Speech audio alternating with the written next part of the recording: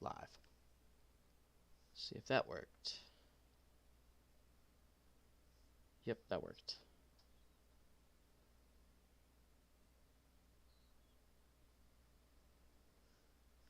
Okay, I'm no wise guy, but I think we are live right now. I'm gonna put it in the Discord.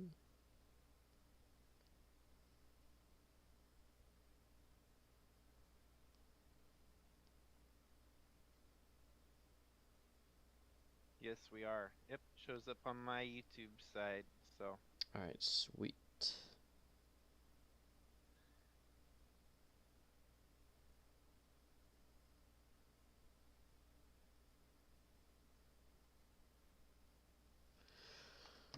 Alright, well, to the 0 of you watching, hello, welcome. If there is somebody here, or I guess really any of our viewers that is not in our Discord that just view us just to view us, I know there's not anybody to view, like, not any of you out there, but we're back. We're gonna be back. We're here. We're gonna be doing a preseason test slash build up. I'm thinking like a 30-minute practice session, whatever. I think it gives us enough time to go over what's going on this season. I'm joined here by the one, the only, the man, the myth, Jacob Shangle. Howdy, everyone. Where shall we test? Um, I would say Pocono gives Pocono. us a little bit of a kind of a broad spectrum of things that we can keep an eye on. Alright. I know I'm excited for the new season. I know for a fact I'm gonna rewatch season 1 and season 2 on my own time within the next couple weeks so that I can get a playbook put together on who to keep, our eyes peeled on and stuff. But I'm more so excited to see all these new paint schemes on track. It's always fun when you get new paint schemes crafted. Oh, wow. Look at this frame rate. Oh, it's not bad. Just taking a little bit of time to catch up. Yeah, right. Atlee Weiss is going to be our first driver out on the track here in preseason testing here at Pocono. Driving that Biscuitville number 78 Toyota Supra that was crafted by you.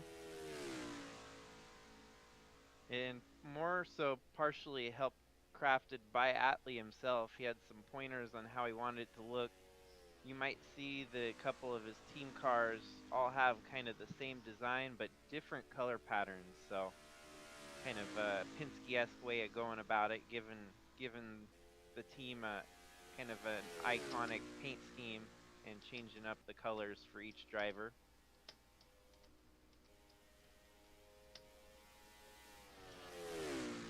So he is starting his first lap now. We also have Kat Durham out in the track, going to be a rookie this year. And any of the drivers that are rookies are going to be denoted by the yellow rookie stripes on the rear bumpers. That is not what Kat's car is actually going to look like this season, by the way. That's just a test car. Most of these cars, though, that do look put together, they will be what you see out on track this season. We got a ton of cars just I don't have any words in my mouth. Just stampeding off pit road. There we go. That's a good one. Kind of a mad dash to get off pit road there. I don't know if that's such a great call for these teams to be getting out all at the same time. I mean, hey, you're going to be racing with 36 other cars on the track. It's 36 plus, depending on who we have here. Might as well get out there so you can know what it's like with 36 other cars on the track, right? Right? Now, Pocono in its own kind of races like a road course. It it feels like a lot of strategy comes into the races here at Pocono. You end up seeing a lot of fuel mileage games and whatnot. So it feels, it's one of the few ovals that actually feels like a road course when strategy starts to unfold. Right.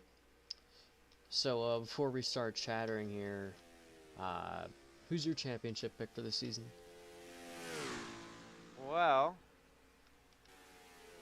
I would have to I'd have to look at a list real quick. Give me a minute. Alright.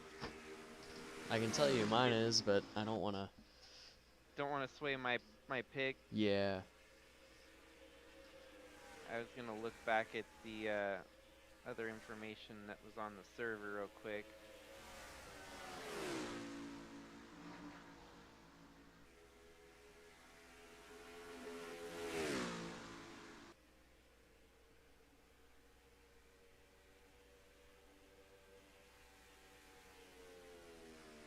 See Jason So trying to make a pass on Jack Ross. There he's going to slide up the track. Almost gets into the back of the 69.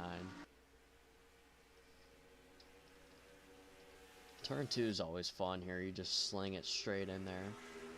Your season 1 champ. New look for the season.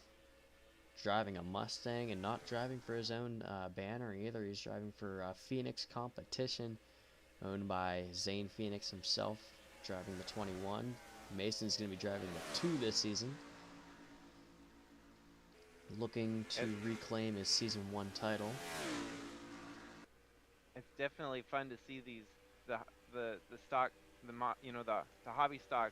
Well, not hobby stock, but late model kind of racing around on a bigger track like this.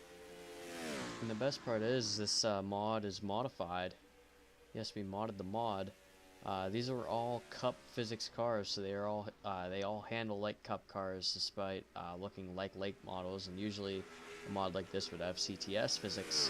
We have Cup physics, so these cars are going to be going 200 plus, as I'm sure they're doing. Right, 190 right there. No, if I had to pick who I think would be kind of my, based on previous results from last couple seasons, I'm gonna say Cooper Skull. That's what if my it, pick was going to be. but if you want, I could also give a dark horse pick. I'm thinking someone that you want to keep your eye out would probably be Leland Lumley. I could agree with that. I don't know if he's exactly championship material, but he's definitely race winning material. So definitely a dark horse. Wouldn't really give him the championship bid, but I think we're gonna see good finishes and possibly consistency would be king for the championship this year. So. Or you could be like Cooper Skull. I'm predicting that he's gonna come straight out of the gate and just start winning multiple races. I'm gonna say he's gonna have at least 5 wins before the playoffs. Which that would be the most dominant. I would say that'd be the most dominant season we'd see out of anybody. That's a season, but I say most dominant regular season we've seen out of anyone. Looks like right now we got Kyler Sestre with the fastest. Is that correct? Kyler Sestre in the 6th? Yes, that is correct. He is a driver that just registered, I think, like last week. It's pretty good to see new drivers up there up top. These are also lap times. That's 1 lap pace. We don't know what several lap pace looks like, because look, he's already fallen off 3/10 of whenever he set that lap. But I'm sure he could probably be one to keep your eyes on. You don't really know with these rookies. With Joseph Smith in front of him, that's also another rookie. A lot of pretty schemes. Yeah, one thing I noticed when I started painting these cars is, it's obviously a different chassis, but that too kind of creates its own hurdle when painting. And these cars are a little bit, I think, funner to paint because the shape and the style of the car. Your available space to paint really kind of is determined on the shape and style of the car. Yeah, so. Right. Yeah, I noticed these cars are definitely, at least for me, they're a lot easier to paint, and I'm able to get a lot better looking paints than I am out of most other cars. And I think that really applied to a lot of people because we have a lot of good looking race cars out there, from paints that I didn't even paint, like that '01 car. Jason So painted it. Like, that is absolutely beautiful. There's a couple others out there stuck out like sore thumbs to me, but in a good way. Like Taden Bergen's number 13, painted by Owen Lax. That is beautiful.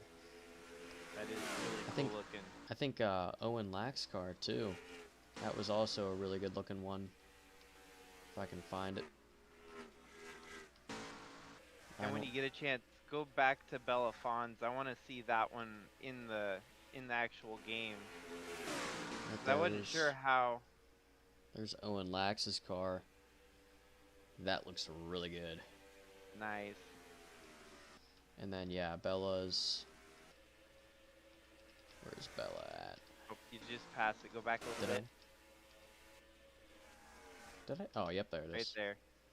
Now, honestly, that doesn't look half bad from the cameras in game. I was afraid it would look a little bit hokey, but that actually looks pretty menacing.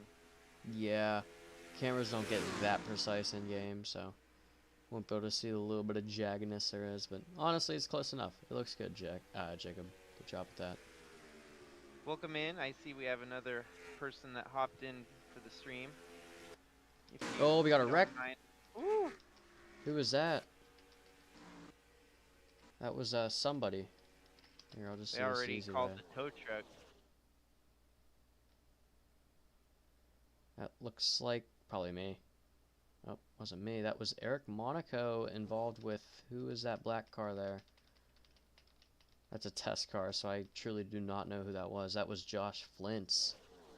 See, I knew turn 2 is going to cause some sort of trouble here. Let's see what happens here. Flint's to the inside at the entry of 2. He's going to slide way up. He's just going to get into the 4, and then he's going to take him up to the wall. Wreck during testing. That is something I did not think I was going to see. So I'm sure, yep, he called the tow truck. I think that might be his test session over, only 10 minutes in. That's unfortunate.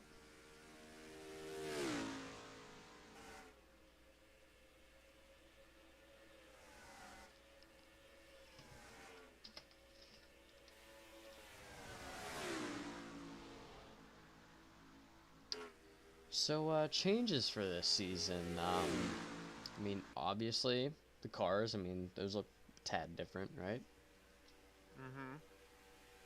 Mm-hmm. Playoff format's essentially going to stay the same. There is no win and you're in until we get to the playoffs. You can win yourself to the next round. Oh, I thought that was going to get pretty ugly there. What else we got here? Schedule is essentially the same as it was supposed to be whenever we started Season 3 last time.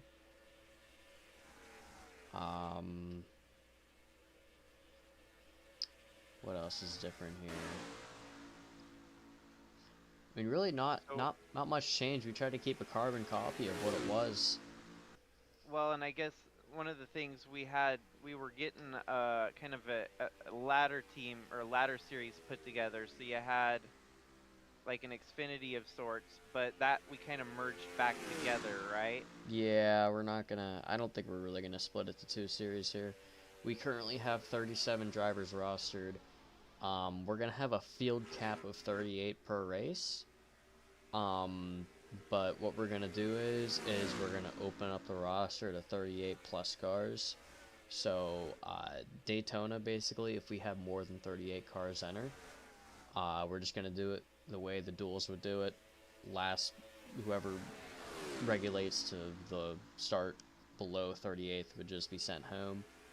Um, that is unless you have a series winner or a series champion provisional, which series champion provisional is only going to be available to Mason Gerdes because Emerson Arden is not going to be returning with us.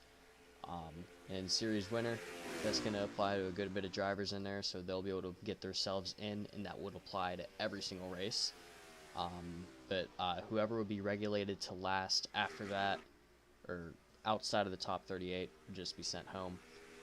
For every race after Daytona, it would the top 34 in owners points, which essentially we're not really switching rides around, so that just essentially be the top 34 in standings, will be given a provisional, and those provisionals can be switched around if somebody with a past winners or past champions provisional is outside of the top 34.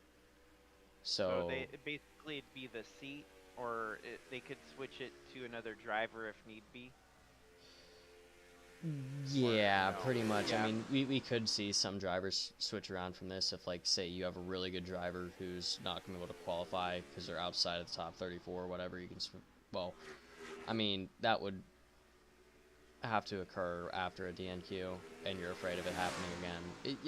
It'll make sense whenever it happens, if it happens. Uh, gotcha. it's very hard to explain. It's a lot better to visualize or just see happen. But it's basically the exact same thing that they have in real life for the Xfinity Series. I wouldn't say the Okay. exact same. It's just a modified version. But it's not necessarily a chartering system. Your provisionals are just gathered by basically how fast you are, not how much money you have. Unlike the Cup Series, you just buy charters and say, "Hey, I can make Cup races now."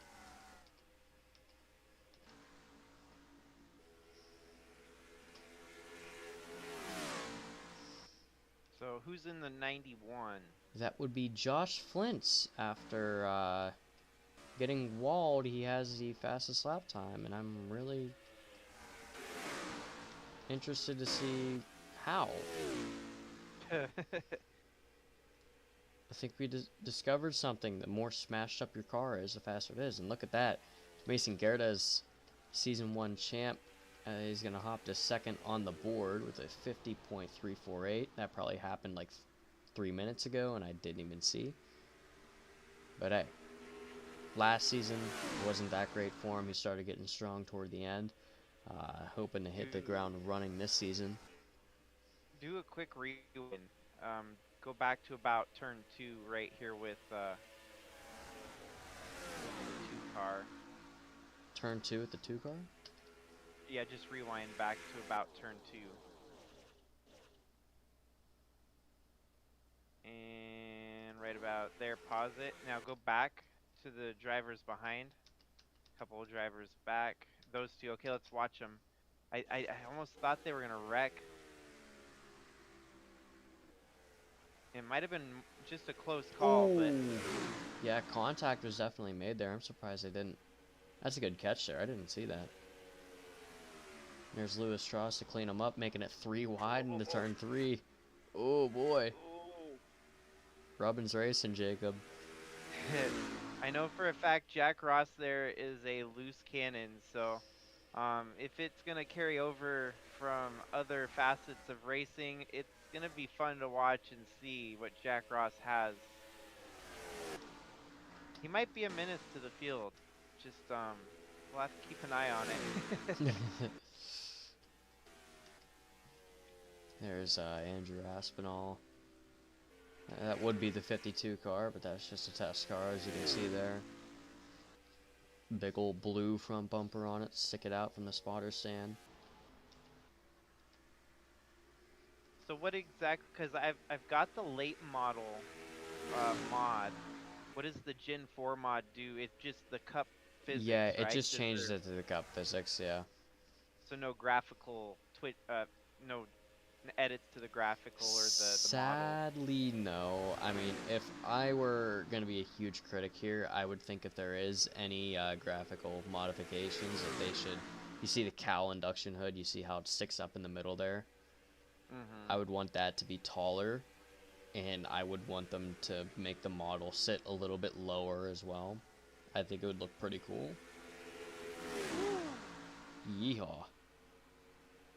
That's Genghis Yeah, Khan there in 37, making his return from Season 1.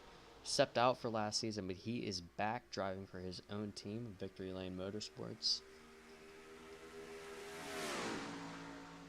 I do like this Pocono track. I don't think I've gotten this one. I think this is a 2012 one. I'm not too sure, though.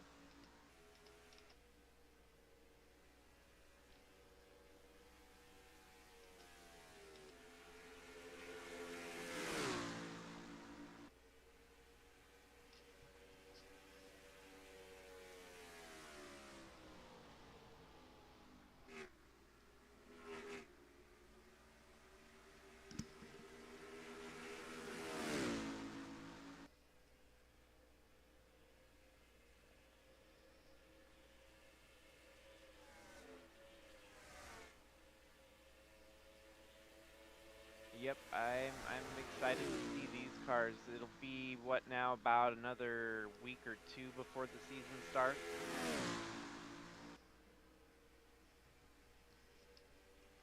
Yeah, it's gonna be December.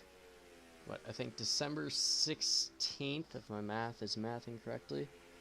Um, is when we are going to have our clash. That's going to consist of past winners, past champions, and if we don't have enough drivers after that, we'll throw the pole sitters in there too.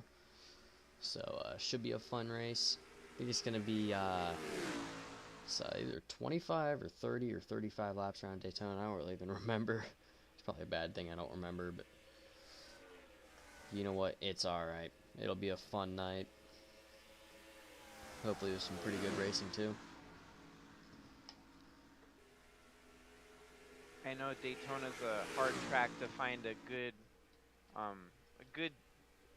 game track. The modded tracks, each Daytona is built a little different than the next one, so and finding ones that aren't glitchy, ones that actually have competitive AI racing is it's hard to find. I know that I keep trying to tweak with the aggression and finding, certain track makers that are reliable for actual competitive AI racing, and it's hard. See, what I try to do is I took the 2020 Daytona mod. I don't know if you have that. I just bumped the AI drafting distance down a little bit and brings it all a little bit tighter. Gives us some 3x3 and gives us some wrecks too, which Yeah. is always fun. Well, and the nice part with your series, the length of races are definitely shorter, so it's not like it's going to be a long drawn I out was gonna say, affair. yeah, your Sylvania Cup, that's like 100% length. Like it's crazy. Mhm. And so I know it's harder to follow for a lot of people, but at the same time that makes it, in a way I'm testing the tracks to their full extent at that point. It's hard. So no, it's ideal to have shorter races in the game unless you have the perfect track, and there is no such thing as the perfect track in NR 2003. Right. Yeah.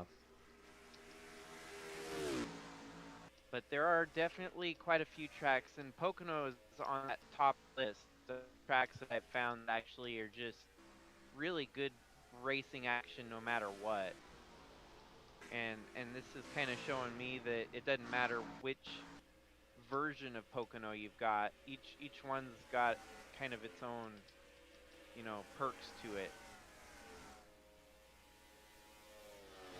Alright, we're gonna go on board here with Josh Flint since he's at the top of the board right now. Might get a little loud, so I don't know if you're gonna be able to hear me or you. So let's just let her go.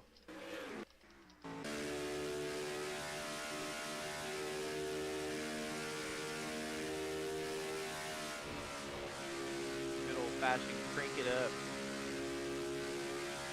Yeah, we'll do a crank it up.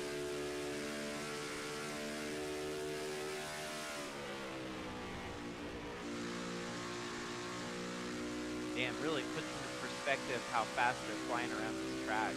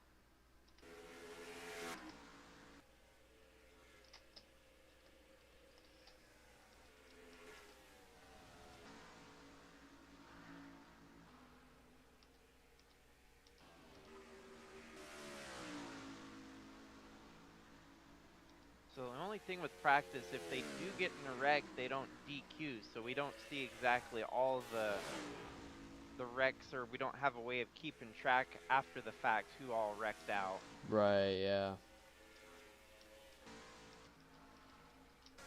Unlike in the race where if you have someone, you have a retirement, it'll show it on the finish result.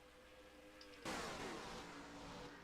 don't see very many other fresh tire marks on track, so it must have been that only one wreck so far. Yeah, I think it was. Hopefully, for these guys' sake and collecting data and trying to get faster, it stays that way.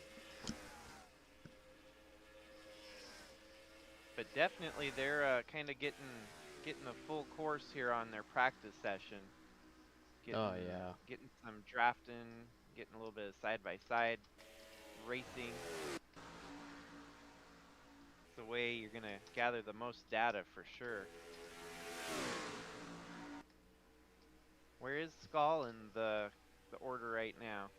Oh, 10th. 10th. Must have I just think, popped there. Cause I, it might have nope, been nope. a good bit ago. I don't know. Yeah. I always think practice in this game's a little bit, out of scale. I mean, if we want here, we can accelerate through a qualifying session. That usually shows us where they stack up here. Because if I had to bet, Skull would probably easily sit it on pole, not be 10th. Well, and I think for sure, because it's kind of comes down to race pace.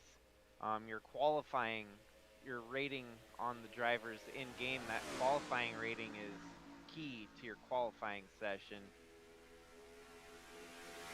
It is, And but I almost feel like anytime we've seen a driver sit on pole for a decent margin compared to the rest of the field, they absolutely run away with it. right, And I feel like Cooper Skull is definitely one of those drivers. Will Cloud, I think, is another one. I think Will Cloud can be another championship threat this season.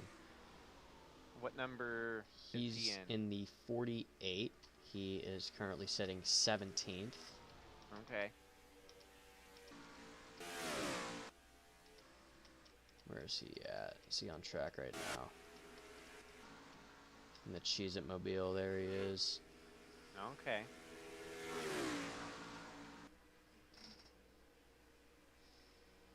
David Dixon right in front of him out of New Zealand, driving the PNC Bank, number 45.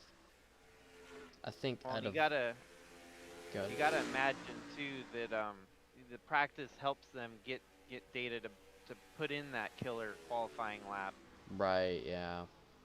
So it's really an indication of those that are, Cooper Skull, for example, knows what he's got. He might just be filling out the track, kind of getting data on track temps and what to expect for conditions when he turns that qualifying lap. I think out of all the paints I made, I think that 45 might be my favorite. That is pretty slick. I've tried to do PNC, and it's hard to do a good PNC bank paint scheme, which is weird. You'd think it'd be easy, but it I usually I want to try to utilize their logo and use that as a paint, like a decal or like a pattern on the car. Yeah, But right. that pattern, it's hard to make that pattern actually pop. I mean, I tried to use the literal logo. As you can see there, a big Mhm. PNC logo on there. I don't know. I think it's also because you have to try to mix that blue and orange, and you have to get some white in there too. It's just like after you try to utilize that, then you gotta mix with these colors, and it's just one big mess.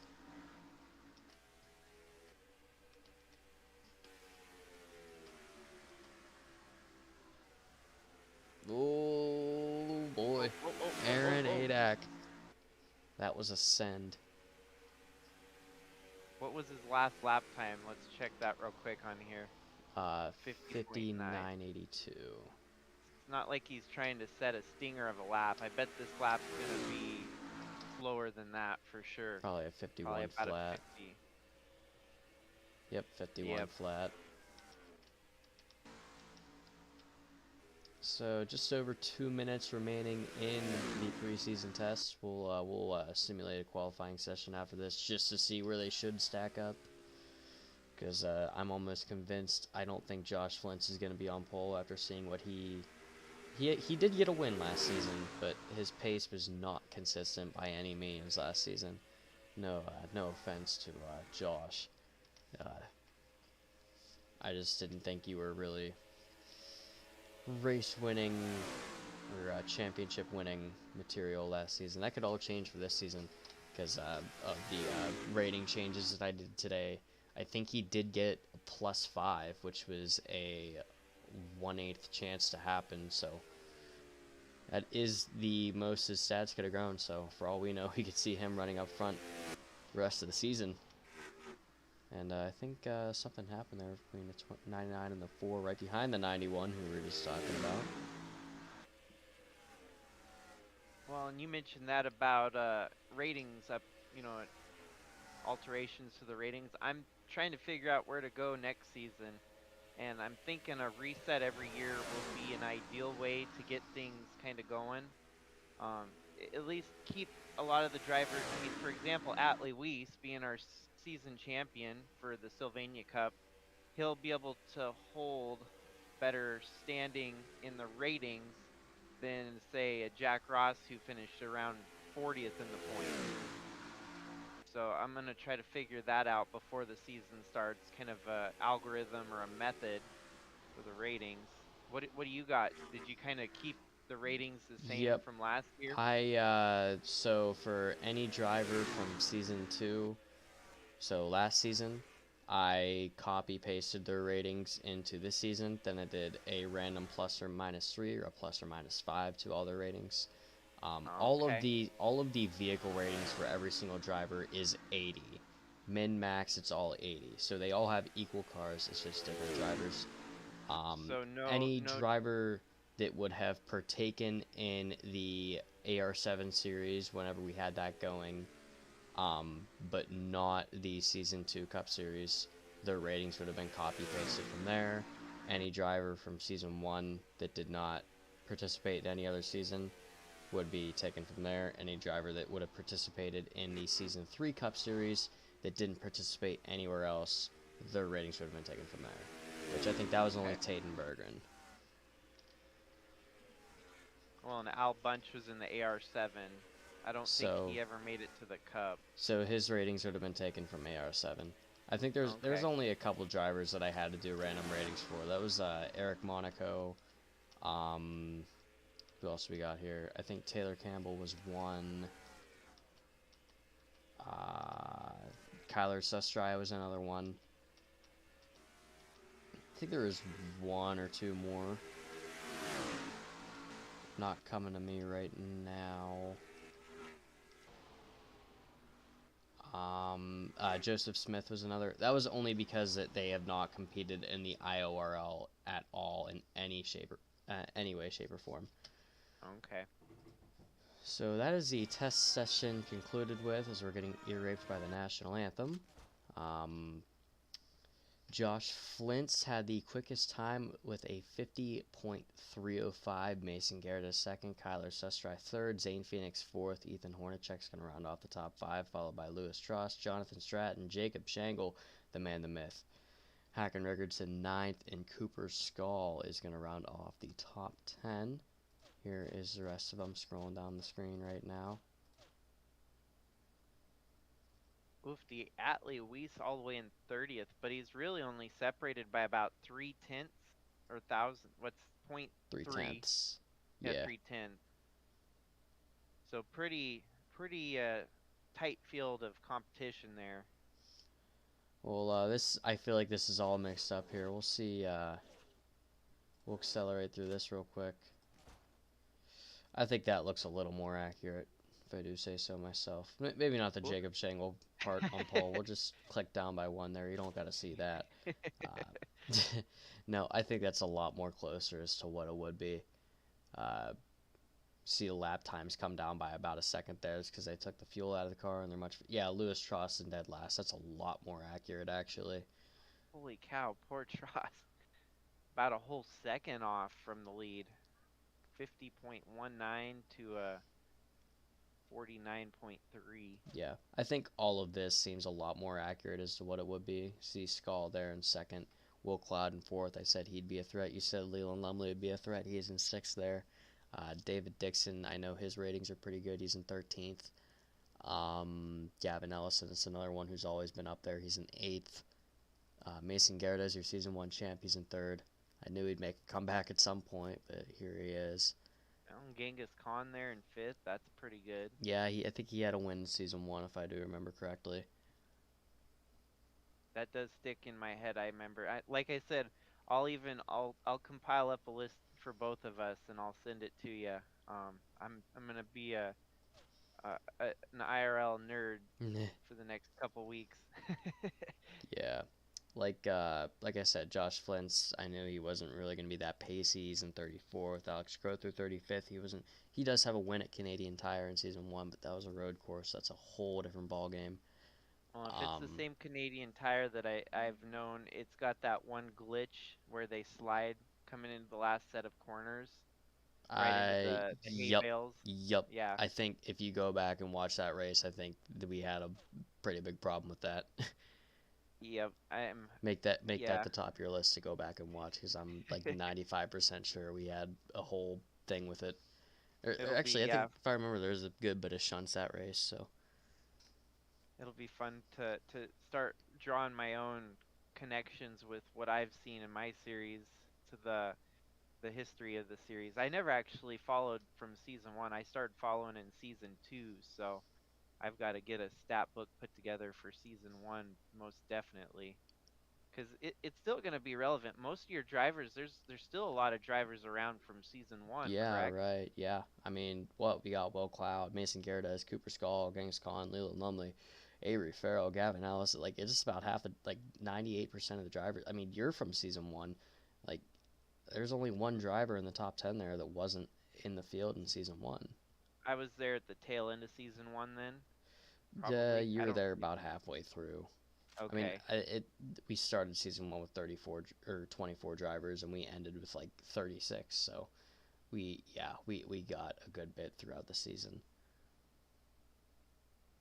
I don't know if it's 30. I don't know the exact number. It was like 33, 34, 35, 36, something like that. All right. Well, any questions, comments, concerns, mean, nasty words you want to say to me? Not on my end. I know at least we had 3 people that were able to tune in for. I know one of them's my phone, so Woo. I guess 2 people. Go your phone. Thank you for watching your phone. I guess my cat's watching it, and I'm watching on my computer. So Alrighty. Well, we'd like to thank you for tuning in. Stay tuned for December 16th. We will have the Clash coming your way. I think it's at, I want to say 7. I think I made all the races 7 p.m. this season, if I do remember correctly. Now I got to double check and myself because I don't remember what I do when I do it. that'll work on my end because I'll be off work by 5 Eastern time, so it'll give me time to get home, get ready, and I can hop in the booth with you. So All right, well, you heard it here first, folks. Apparently, we're live streaming the Clash now, so stay tuned for that. Yeah, uh, be sure to join the Discord server as well. Link is in the description if you want to join the field yourself. There is still tons of time to do so for this season, so please go ahead and do so. Thank you guys for watching, and we will see you at Daytona here in a couple weeks. thank you, folks.